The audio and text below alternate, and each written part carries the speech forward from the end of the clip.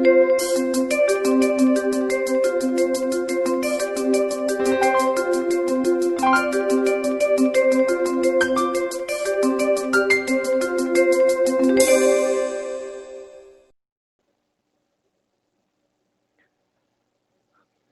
स्वागत है कक्षा 7 की विज्ञान की कक्षा में।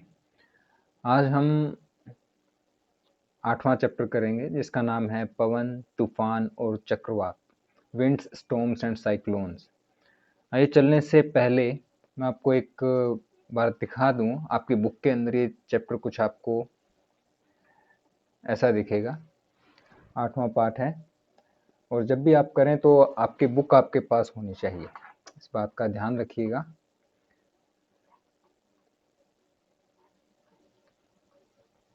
इसके अंदर हम ये सारी बातें करेंगे। ज़्यादातर हम वायु के दाब के बारे में पढ़ेंगे।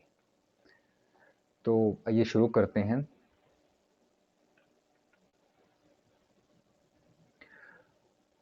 पवन, तूफान और चक्रवात। इस चैप्टर के अंदर हम सबसे पहले कुछ सामान्य जानकारी के बारे में बात करते हैं। ऐसी न्यूज़ आपने अभी पढ़ी होगी, थोड़े दिन पहले की ही बात है, 27 नवंबर, जैसे कि आप डेट या जो तिथि है वो देख पा रहे हैं। निवार चक्रवात से तमिलनाडु में 3 की जान गई, इतनी बारिश हुई, निवार ने मचाया कहर, डैम खोले। तो ये निवार क्या चीज़ था? एक चक्रवात था। चक्रवात क्या होते हैं आपने उनके बारे में सुना होगा बहुत बार, न्यूज़ में या टीवी के अंदर, न्यूज़पेपर के अंदर, अखबार के अंदर आपने देखा होगा। अब क्या ये इतनी बड़ी बात है कि टीवी और अखबारों के अंदर आए? उससे भी बड़ी बात कि आपकी कक्षा के अंदर साइंस की बुक में एक चैप्टर है। तो आइए मैं आपको कुछ दृश्य दिखाता हूँ। जब चक्रवात आता है तो कितना भयंकर हो सकता है, कितना ताकतवर होता है और चक्रवात होता कैसा है देखने में। आइए चलते हैं।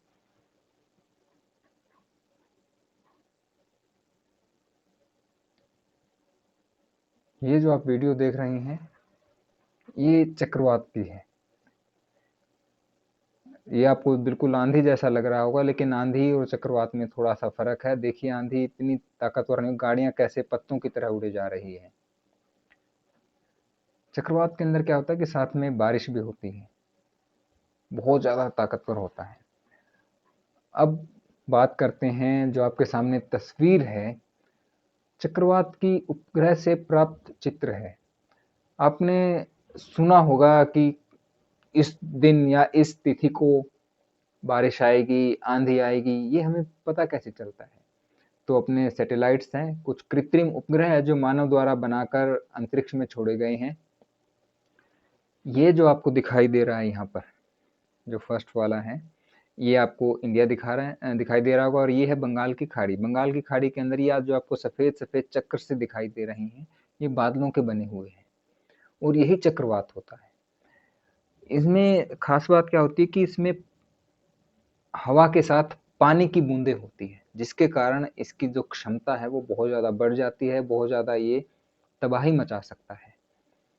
तो ये दोनों, ये आपकी बुक के अंदर जो तस्वीर है उसके अंदर भी आप देखिए, ये गोल गोल चक्र जैसे आप फिरकी चलाते हैं ना इसके दिवाली के अंदर पटाखों में, बिल्कुल वैसे ही कुछ इसकी शेप है। तो हवाएं ऐसे घूमती हुई सी आती है।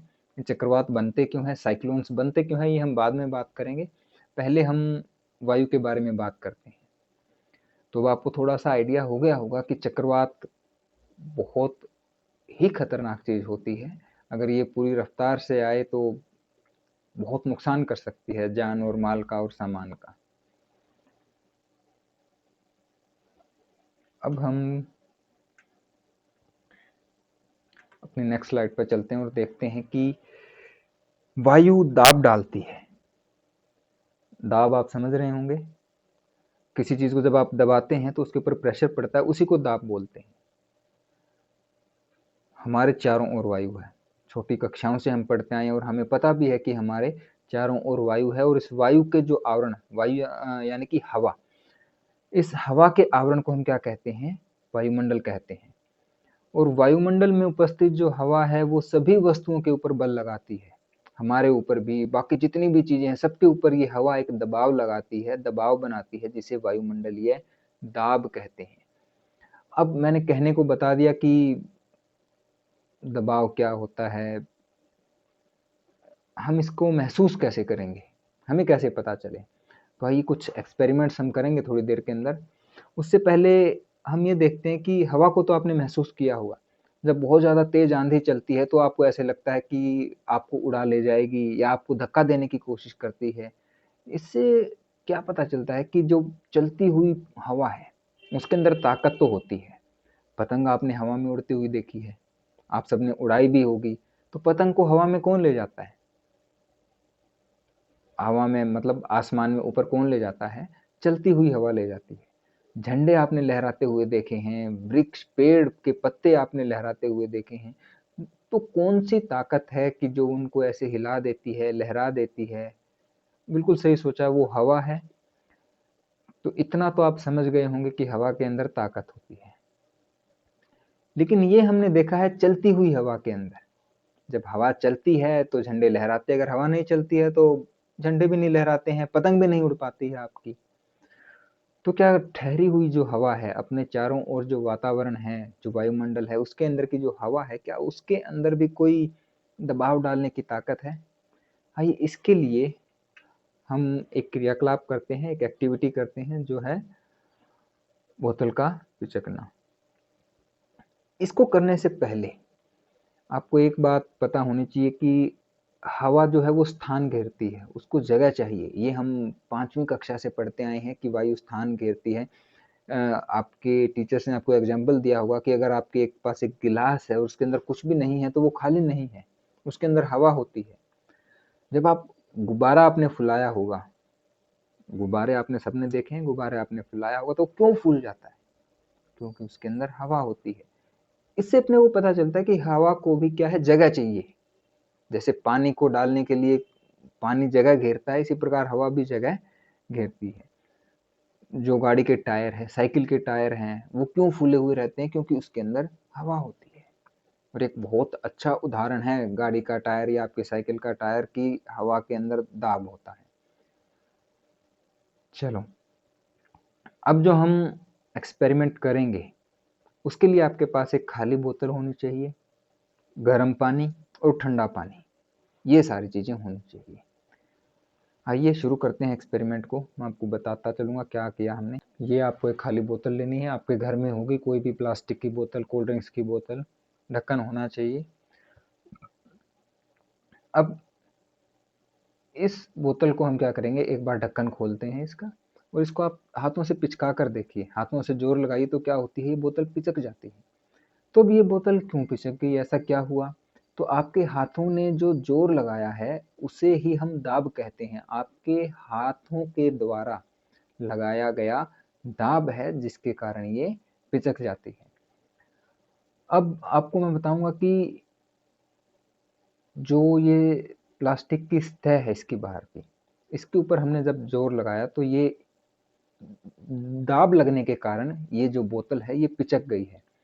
लेकिन अब इसका ढक्कन था खुला हुआ, बोतल खाली नहीं है। अब हम इसका ढक्कन बंद करते हैं और उसके बाद हम इसी प्रक्रम को दोबारा दोहराएंगे, देखेंगे कि क्या फर्क पड़ता है पहले वाले में और इसमें। तो इसका ढक्कन आप एक बार बंद कीजिए और अच्छी तरह बंद करना है कि इसके अंदर से जो कुछ भी है कुछ बाहर ना निकल पाए। अब इसको दबा के देखिए, अब आप क्या अंतर महसूस करते हैं पहले दबाने में और अब दबाने में? आप पाएंगे कि अब दबाने में आपको जोर ज़्यादा लगाना पड़ता है और बोतल है वो उतनी दब भी नहीं पा रही है। एक बार और इसको खोलते हैं और फिर दोबारा दबा के देखते हैं। अब देखिए कितनी आराम से दब गई है और कितनी ज़्यादा पिचक गई है। तो ऐसा क्यों हुआ? क्या कारण था? अब बोतल का ढक्कन बंद करने से क्या हो जाता है? तो इसका कारण है वायु। जब हम ढक्कन बंद कर देते हैं, इसके अंदर हवा होती है, वो बाहर की तरफ दाब लगाती है। अपने वायुमंडल के अंदर भी हवा है और बोतल के अंदर भी हवा है। जो बाहर की हवा है, वो इस बोतल के ऊपर बाहर से दबाव लगाती है, जो अंदर की हवा है, वो अंदर से बाहर की ओर दबाव लगाती है। जब हम ढक्कन बंद कर देते हैं तो हमें जोर ज़्यादा लगाना पड़ता है। क्यों लगाना पड़ता है? क्योंकि अंदर की हवा बाहर की ओर दबाव लगाती है। तो अब ढक्कन खुलने से ऐसा क्या हो जाता है? वही हो जाता है जब इसके अंदर पानी भरा होता है और आप इसको दबाते हो। पानी भरा होता है तो क्या होता है? इसके मुँह से पानी बाहर निकल जाता है जब आप बोतल को दबाते हो।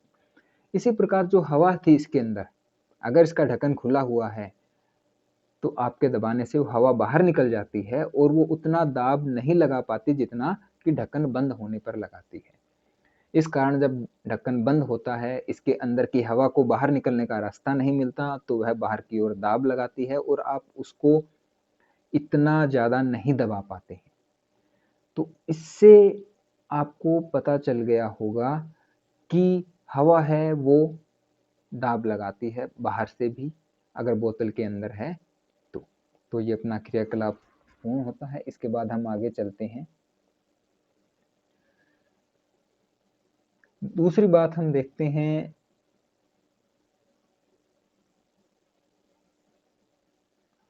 हवा का वेग बढ़ने पर वायु दाब घट जाता है।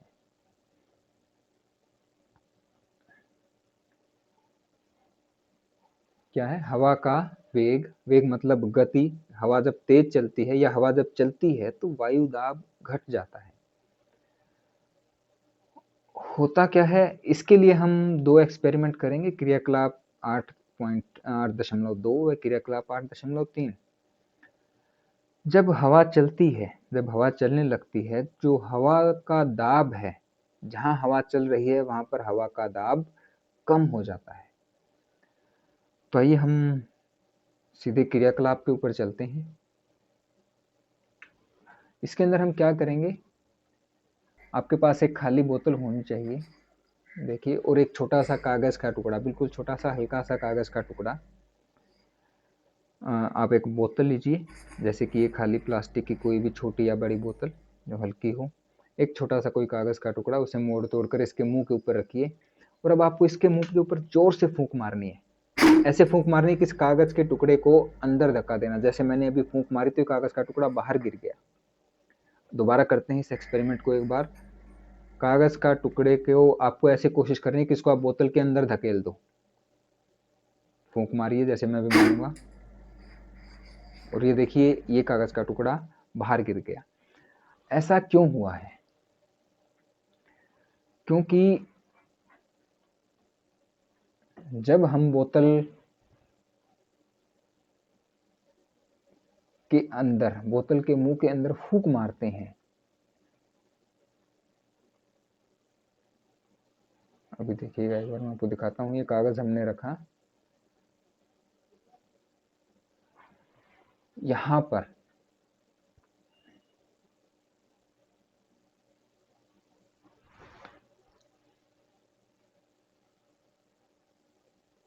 यहाँ पर हम अंदर की ओर फूंक मारेंगे तो क्या होगा? हवा अंदर की ओर चलेगी।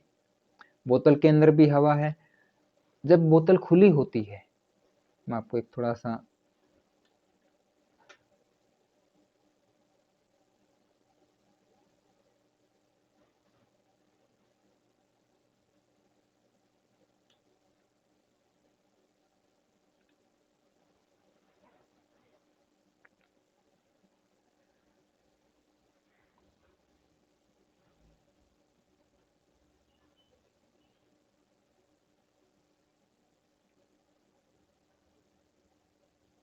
ये मान लीजिए कोई बोतल है।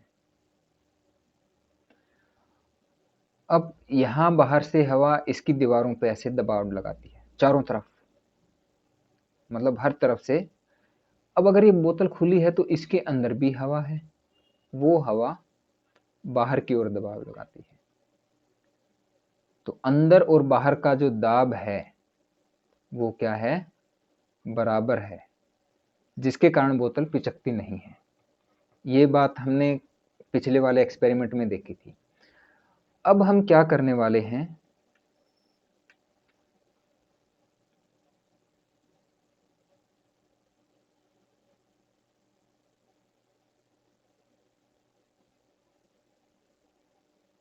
हम एक ऐसी बोतल लेंगे और इसके अंदर यहाँ पर ऐसे हवा फूंक मारेंगे, फूंक मारेंगे तो हवा अंदर जाएगी, अंदर जाने की कोशिश करेगी। हमने अभी थोड़ी देर पहले क्या कहा कि जब वायु चलती है तो वायु दाब वो क्या है, कम हो जाता है। तो यहाँ पर वायु दाब कम हो गया, यहाँ पे हमने कागज का टुकड़ा रखा है। ये पहले क्या था, वायु का दाब बाहर की तरफ चारों तरफ एक बराबर था, यहाँ से भी, लेकिन जैसे ही हमने यहाँ फूंक मारी तो यहाँ पर वायु दाब हो गया कम और अंदर का वायु दाब उतना ही है। यहाँ पे वायु दाब कम है, मतलब इस कागज के ऊपर यहाँ से तो दाब कम लग रहा है और अंदर से दाब ज्यादा लग रहा है, जिस कारण ये टुकड़ा बाहर आ जाता है, जो कि अभी हमने इसी एक्सपेरिमेंट के अंदर देखा। इसका दूसरा एग्जाम्पल और करते हैं हम। दो गुब्बारों के बीच फूंक मारकर दूर करने की कोशिश है। आइए हम इसके अंदर क्या करेंगे, मैं आपको बताता हूँ। एक गुब्बारा हम यहाँ लेंगे, एक गुब्बारा हम यहाँ लेंगे और इनको लटका दिया हमने थोड़ी सी दूरी पर। अब इसके चारों ओर वायु का दाब है, इधर से भी, इधर से भी, यहाँ से भी, यहाँ से भी, इधर भी, इधर भी, इसी तरह इसके ऊपर।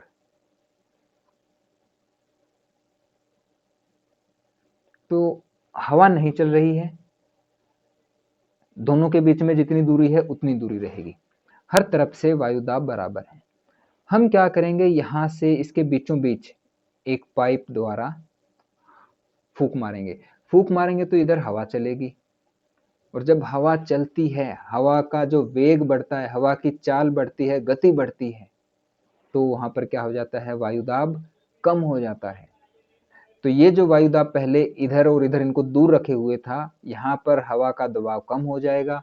ये हवा का दबाव और ये हवा का दबाव अब भी उतना ही है, लेकिन बीच के अंदर कम हो गया, तो क्या होगा, ये हम अपने एक्सपेरिमेंट के अंदर देखेंगे।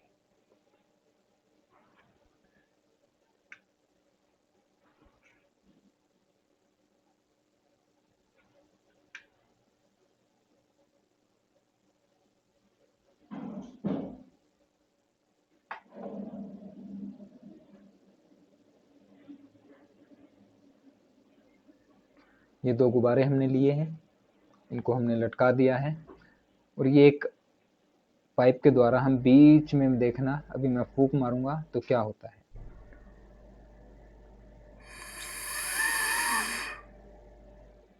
ये देखिए, ये दूर जाने की बजाय एक दूसरे के पास आ गए, वरना हमें क्या सोचना चाहिए, क्या होता कि अगर हम फूंक मारते तो गुब्बारों को दूर जाना चाहिए था, लेकिन हुआ उल्टा। जब हमने इनको फूंक मारी तो गुब्बारे एक दूसरे के पास आ गए हैं।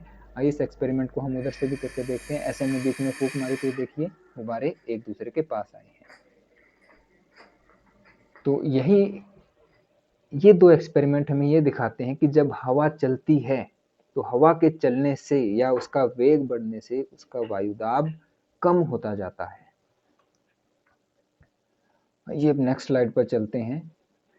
गतिशील वायु पवन कहलाती है। जब हवा चलती है तो उसे हम पवन बोलते हैं।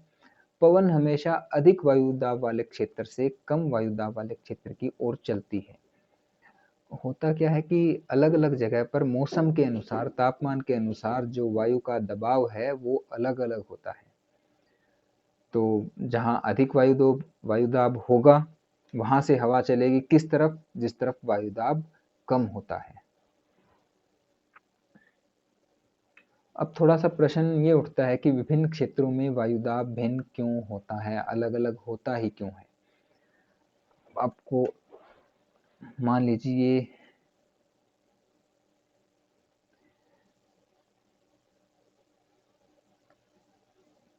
इस जगह पर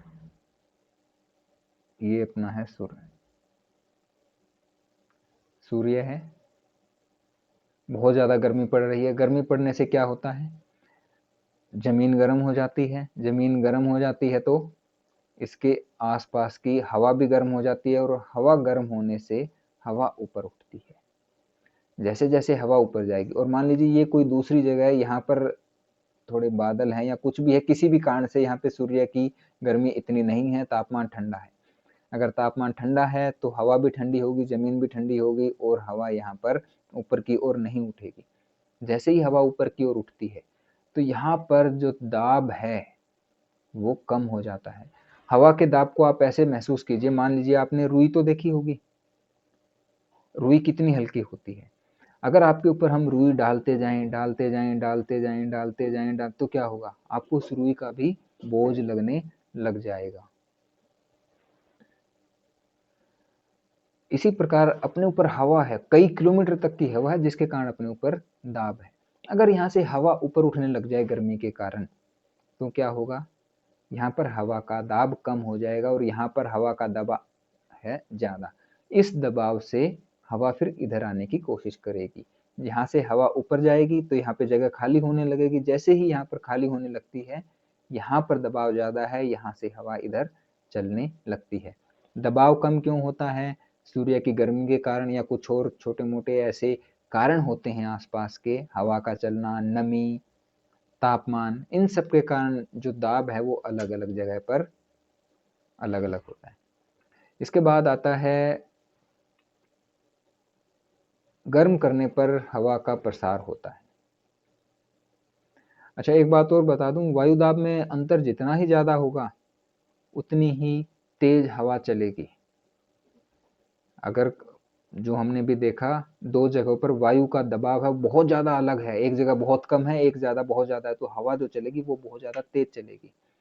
अब हम करेंगे गर्म करने पर हवा का प्रसार होता है, मतलब जब हवा गर्म होती है तो वो फैलती है, हल्की होकर ऊपर तो उठती है, ये हमने पहले भी देखा है, लेकिन वो क्या है, फैलती है। इसके लिए भी हम एक एक्सपेरिमेंट करेंगे। आइए देखते हैं क्या है इस एक्सपेरिमेंट के अंदर।